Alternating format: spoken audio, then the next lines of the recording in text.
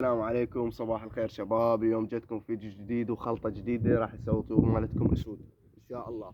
واذا انت ما تطبق هذه الوصفة ان شاء الله تطلع مستفاد، يعني مستفاد معلومات منها ان شاء الله.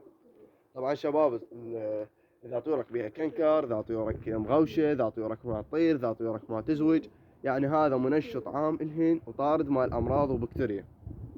شلون شباب؟ هذا بالماي. انا مسوي فيديو عنه قبل 5 اشهر 7 اشهر، سويت لكم فيديو عنه. اللي يحب يشوف بالتفاصيل يعني شلون سويته هذا يروح للفيديو ذاك يقدر يشوف شلون قطعنا البصل، شلون خلطناهن.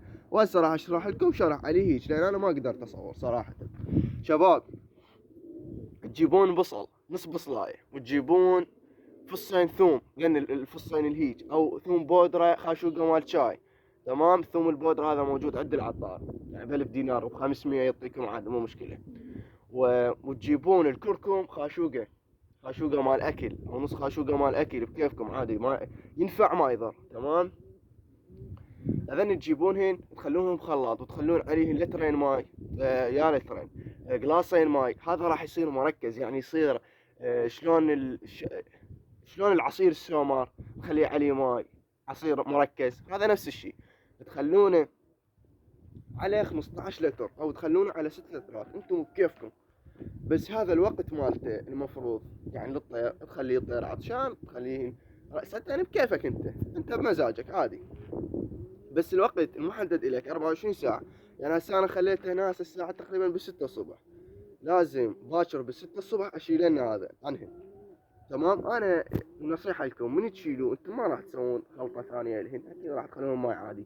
بس وين الماي هذا العادي؟ خلونهن الثوم، فص مال ثوم، يعني حبة مال ثوم، شو يسموها انتم، وزرفها الزرف، هيك دتشها بسمار بسكينه بكيفك انت، وخليهن الهن بالماي.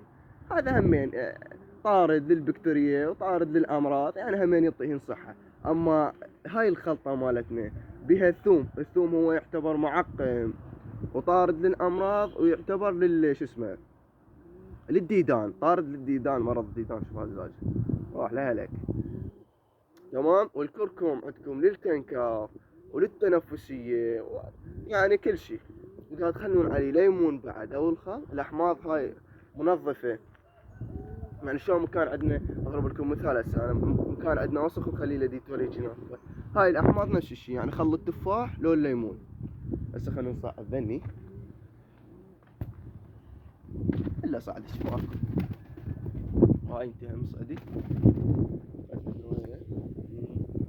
هذا الفحل، شوف هذا الفحل كلش اليوم.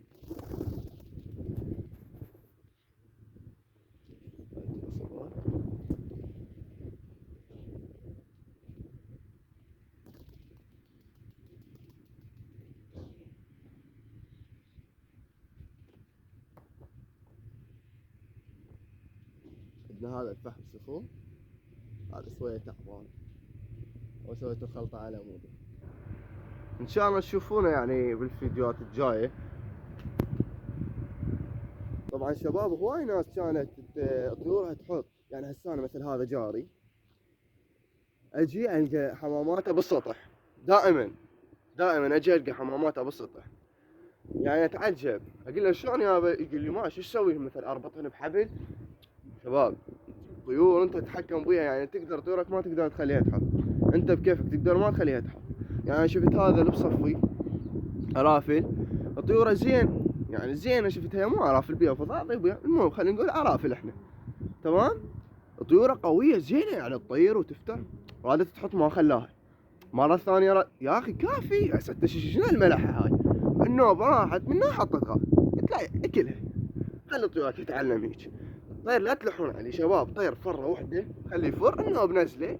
هاي رحم الله والديك، قل له ونستني مرة مرتين بالتكرار يتعلم الشطار، مرة مرتين ثلاثة. طير ياخذ ذبة يفتر فرة فرتين ينزل، ياخذ ذبة 4 فرات وينزل، ياخذ ذبة 5 فرات وينزل. اما انت مو تلح عليه وتعلمه يروح يحط على الجيران، تعلمه منه ومنه، تظل اول ما تمشي راح شبعان جوعان يظل نايم، وانت تاكلها غصبا عليك لان انت خربته. شباب، طير لا تلحون عليه، امشي الطير ما تلح عليه. هسه طير طير تشوفه تعبان، طير ما له قابليه يطير، طير ما متعلم يطير، تريد فصل 4 ساعات. يا اخي انت مو قبل اول جبت حمامات يلا خلينا نشن 4 ساعات، ماكو هيك. ان انا زواج ظل عندي ايش قد شوفوا الفيديوهات السابقه، هو زاجل يعني زاجل شنو مطي ترى، يعني بالقوه مالته، وظل يعني اقوى شيء ساعه، اقوى شيء بالفيديوهات اتذكر مال ساعه الا ربع، اقوى شيء طارن، شنو ايش قد تعبتان عليهم. تعب يصير الطير، مو هيك انا اجي واطيرهن والله وريتني 4 ساعات، ما يصير، ما يطيرن هيك، انا اقول لك ما يطير.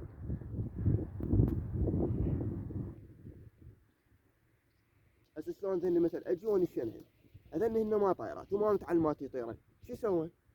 زطبط حط على البيتونه ذيك، زطبط حط على ذاك البيت، زطبط حط هنا، هو هيك الطير. هسه انا ما ناشن ابد لحد ما يبسن او جناح زين عليه الاعتماد، يعني احس الطير يقدر يطير وبراحته ويعني ما بي مشاكل، بهذا الوقت انشنه.